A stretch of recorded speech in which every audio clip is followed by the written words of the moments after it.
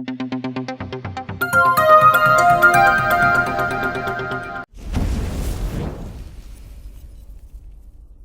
Everyone, welcome back to pharmacy India live. आज इस lecture में हम बात करने वाले हैं डी फार्म फर्स्ट ईयर का जो हमारा सब्जेक्ट है सोशल फार्मेसी, उसमें हम चैप्टर नंबर 4 पढ़ रहे थे और आज हम चैप्टर नंबर 4 से पार्ट 6 पढ़ेंगे, जहां पर हम पढ़ेंगे सरफेस इंफेक्शंस के बारे में, जिसमें कुछ डिजीज होती है जैसे ट्रेकोमा होती है, लेप्रोसी होती है और टेटनस होता है, रेबीज होती है। तो इन सब के बारे में आज इस लेक्चर में हम डिटेल में पढ़ने वाले हैं। उससे पहले आप हमारे चैनल फार्मेसी इंडिया लाइव पर नए हैं, हमारे चैनल को सब्सक्राइब कीजिए। साथ ही साथ आप हमसे जुड़ सकते हैं हमारे व्हाट्सएप नंबर के थ्रू। हमारा व्हाट्सएप नंबर है 9389516306। इसको सेव कीजिए। सेव करने के बाद आप हमें भेज दीजिए टाइप कर डीपी इंडिया कैपिटल लेटर्स में। आप तक लेटेस्ट फार्मा अपडेट्स पहुंचते रहेंगे, चाहे वो आपकी जॉब से रिलेटेड है या फिर वो आपके एकेडमिक से रिलेटेड है। साथ ही साथ आप हमारी एप्लीकेशन यानी कि प्ले स्टोर से pharmacy India mobile app download कीजिए, उसमें रजिस्ट्रेशन कीजिए। रजिस्ट्रेशन करने के बाद आप हमसे जुड़ जाएंगे, हमसे कनेक्ट कर पाएंगे। तो चलिए शुरू करते हैं। सबसे पहले डिजीज जो आती है वो है हमारी सरफेस इंफेक्शन, यानी कि सरफेस इंफेक्शन कोई भी जैसे जगह है,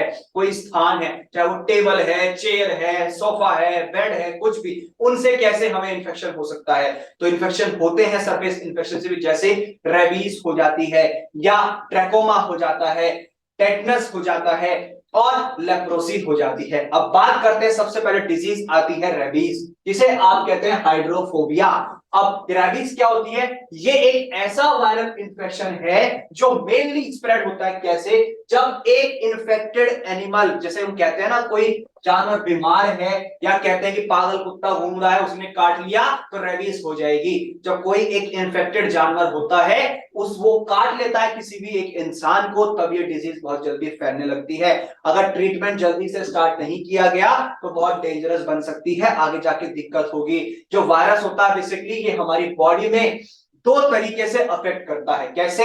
एक तो जब ये एंटर कर जाता है पेरिफेरल नर्वस सिस्टम में, जिसे हम कहते हैं पीएनएस, वो डायरेक्टली, और साथ ही साथ फिर ये हमारे ब्रेन की तरफ मूव करता है। साथ ही साथ जो हमारी मसल टिश्यूज होती हैं ये उनको रेप्लिकेट करता है और फिर नर्वस सिस्टम के अंदर एंटर करना स्टार्ट कर देता है न्यूरोमस्कुलर जंक्शंस की हेल्प से। क्या होगा फिर? जब ये एक बार हमारे नर्वस सिस्टम में एंटर कर गया तो ये वायरस जो है बेसिकली एक एक्यूट इन्फ्लेमेशन हमारे ब्रेन में, दिमाग में जो है बनाने लगता है, प्रोड्यूस करने लगता है, जिससे होता क्या है, या तो पेशेंट कोमा में चला जाता है या उसकी मृत्यु यानी कि डेथ हो जाती है। तो बात आती है नेक्स्ट टाइप्स ऑफ रेबीज की। रेबीज जो है बेसिकली फर्स्ट टाइप जो है उसका है फ्यूरियस, जिसे आप कहते हैं एंसीफेलिटिक रेबीज। ठीक है। नेक्स्ट है पैरालाइटिक, जिसे आप कहते हैं डम्ब रेबीज। नेक्स्ट आता है कॉजेटिव एजेंट। क्या होता है? इसका जो मेन कोज है वो सिर्फ और सिर्फ आरएनए वायरस है। किसका? रेबिडो वायरस फैमिली का, यही रेस्पॉन्सिबल होता है इस बीमारी के होने में। नेक्स्ट आता है इंक्यूबेशन पीरियड। यूजुअली ये 3 से 12 हफ्ते यानी कि 3 हफ्तों से 1 महीने तक बेसिकली रह सकता है, लेकिन ये बेसिकली 5 दिन भी ले सकता है और 2 साल से ज्यादा भी लग सकते हैं रिकवरी में किसी भी इंसान की। Next mode of transmission. तो मोड ऑफ ट्रांसमिशन ये है कि ये सलाइवा के थ्रू पास हो सकता है। साथ ही साथ जो रेबीज अगर डेवलप हो जाती है किसी एक पर्सन में, अगर वो किसी के काट ले, एक इन्फेक्टेड एनिमल उसको काट ले, तब हो जाता है। जो सलाइवा होता है उस इन्फेक्टेड एनिमल का, वो अगर किसी भी एक ओपन वाउंड में या हमारे म्यूकस मेम्ब्रेन के जरिए हमारे शरीर में आ गया, तब ये बीमारी फैल सकती है। साथ ही साथ ये बेसिकली पास नहीं कर सकती है अनब्रोकन स्किन को। अगर ब्रेकेज है स्किन में यानी कि चोट फेट लगी हुई है, तभी ये बीमारी फैल सकती है, लेकिन अनब्रोकन स्किन में नहीं होती। ट्रीटमेंट जो बाउंस होते हैं बेसिकली, तो वहां पर जो बाइट हो जाता है, कोई काट लेता है या स्क्रैच पड़ जाते हैं किसी भी एक रैबिट एनिमल से, या जो एनिमल लिक कर लेता है हमारे ओपन बाउंड्स को, तो वहां पर हमें बेसिकली क्या करना है, उसे साबुन से तुरंत और तुरंत धोना है और 15 मिनट तक उसे धोते ही रहना है। आप डेटॉल यूज कर सकते हैं, डिसइंफेक्टेंट जो आते हैं वो यूज कर सकते हैं, एंटीसेप्टिक लोशंस या क्रीम्स यूज कर सकते हैं इससे बचने के लिए। अब बात करते हैं नेक्स्ट डिजीज, जिसे आप कहते हैं ट्रैकोमा। ट्रैकोमा को हम कहते हैं ग्रैनुलर कंजक्टिविटिस या एक इजिप्शियन ऑप्थेल्मिया, जिसमें हम कहते हैं कि ब्लाइंडनेस यानी कि रोशनी ही चली जाती है आंखों की। तो जो ट्रैकोमा है ये एक ऐसी इन्फेक्शियस डिजीज है जहां पर जो होता क्या है, जो हमारा एक इनर सरफेस होता है आईलिड्स का, वहां पर रफनेस आ जाती है, सूखा सूखा सा हो जाता है। इस रफनिंग से होता क्या है, आंख जो होती है हमारी उनमें दर्द होने लगता है, उनमें ब्रेकेज होने लगती है, जो हमारी आउटर सरफेस होती है या जो हमारी आंखों का कॉर्निया होता है उसमें ब्रेकेज होने लगती है, इवेंचुअल ब्लाइंडनेस भी हो जाती है। ट्रैकोमा जो है मोस्ट कॉमन इन्फेक्शियस है जो कि बेसिकली ब्लाइंडनेस कॉज करता है पूरे विश्व भर में, पूरे वर्ल्ड में। नेक्स्ट अब बात करते हैं इसके स्टेजेस की कि ट्रैकोमा के स्टेजेस क्या होते हैं। तो सबसे पहला आता है ट्रैकोमेटस इन्फ्लामेशन, जिसे आप फॉलिकुलर या टीएफ के नाम से जानते हैं। नेक्स्ट आता है ट्रैकोमेटस इन्फ्लामेशन, जिसे आप इंटेंस, ये था फॉलिकुलर, ये है इंटेंस जिसे आईटी कहते हैं। नेक्स्ट आता है ट्रैकोमेटस स्केरिंग जिसे टीएस कहते हैं। नेक्स्ट आता है ट्रैकोमेटस ट्रैकियासिस जिसे टीटी के नाम से जाना जाता है। और लास्ट आता है हमारा कॉर्नियल कैपेसिटी। अब बात करते हैं इसकी एपिडेमियोलॉजी की। तो जब सोर्स ऑफ इंफेक्शन है, जब कोई भी एक पर्सनल कांटेक्ट बनाता है या एक शेयरिंग करता है अपने सामान की इन्फेक्टेड लोगों के सामान के साथ, तब ये डिजीज बेसिकली फैलने लगती है। इन्फेक्टिव पीरियड 2 से 3 महीने का होता है। इम्यूनिटी की बात करें तो जो इम्यून रेस्पॉन्स होता है हमारा क्लैमिडिया ट्रैकोमेटिस का, जिसे हम सीएफ के नाम से जानते हैं, ये एक पार्शियल प्रोटेक्शन प्रोवाइड कराता है इस री इन्फेक्शन जब किसी के हो जाता है। पॉजिटिव एजेंट क्या है? बेसिकली जो बैक्टीरिया होता है हमारा क्लैमिडिया ट्रैकोमेटस, बेसिकली या ट्रैकोमेटिस, इसकी वजह से ही ये डिजीज हो जाती है, यही बैक्टीरिया रेस्पॉन्सिबल होता है। इंक्यूबेशन पीरियड 5 से 12 दिन का होता है।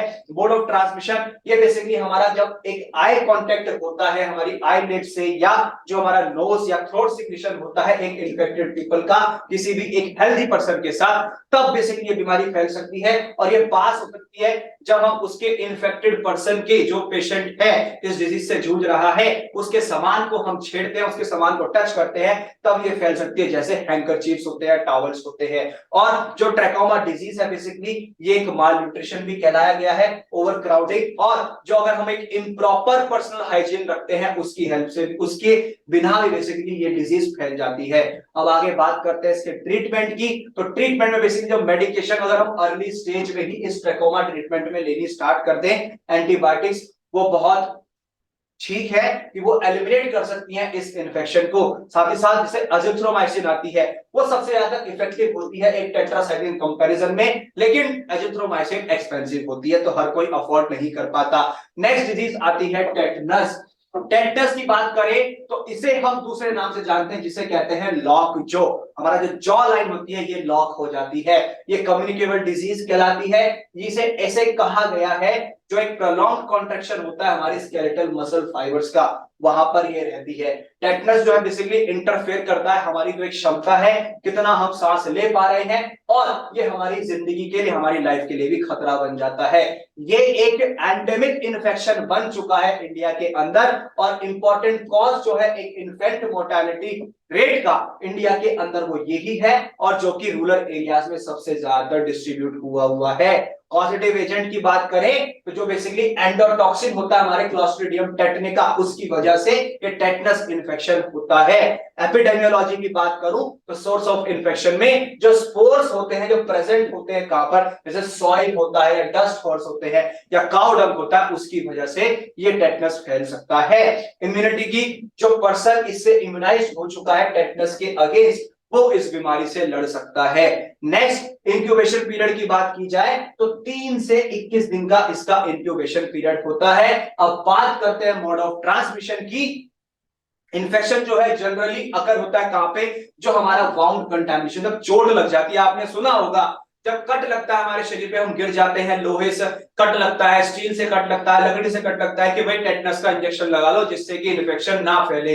अगर वो हमारे चोट फिट और ज्यादा बढ़ जाते हैं तो ये इन्फेक्शन बढ़ने लगता है। जो हमारे पंक्चर वाउंड्स होते हैं, जहां हमारे शरीर में कट लगे हुए होते हैं, उनका ठीक करना बहुत जरूरी है। अगर ये इस इन्फेक्शन की प्रोग्रेस हो गई तो हमारी मसल स्पाज्म होने लगता है हमारे जॉ में, जो हमारी जॉ लाइन होती है, जबाड़ा, वहां पर दिक्कत होने लगती है। और मोस्ट कॉमन नेम इसे जो कहा गया है वो लॉक जो कहा गया है। अगर ये बेसिकली फैल जाता है तो फिर ये स्वेलो होना स्टार्ट हो जाता है, और जो हमारी मसल स्टिफनेस होती है वो बढ़ जाती है, और जो हमारे कुछ बॉडी के पार्ट्स हैं वहां पर भी हमें दिक्कत होने लगती है, स्पाज्म, ऐठन होने लगती है हमारे मसल्स में। अब बात करते हैं नेक्स्ट डिजीज की, जो कि है लेप्रोसी। लेप्रोसी को हम हैंसेन्स डिजीज के नाम से भी जानते हैं। ये एक क्रॉनिक इन्फेक्शियस डिजीज है। लेप्रोसी बेसिकली ये हमारा ग्रैनुलोमेटस डिजीज के नाम से जाना जाता है, जो पेरिफेरल नर्व्स और साथ ही साथ जो म्यूकोसा होता है हमारे अपर रेस्पिरेटरी ट्रैक्ट का, वहां पर ये डिजीज हो जाती है। कॉजेटिव एजेंट जो है वो है बैक्टीरियम माइकोबैक्टीरियम लेप्रे। ठीक है, नेक्स्ट एपिडेमियोलॉजी की बात करते हैं। तो जो सोर्स ऑफ इन्फेक्शन है, जो ये मल्टीबैसिलरी केसेस होते हैं वो हाईली इन्फेक्शियस होते हैं, बहुत ज्यादा इन्फेक्शियस होते हैं। एजेंट सेक्स, ये इन्फेक्शन जो है किसी भी एज में हो सकता है, और जो मेल्स होते हैं मोस्ट कॉमनली वो ही इन्फेक्टेड होते हैं इस डिजीज से।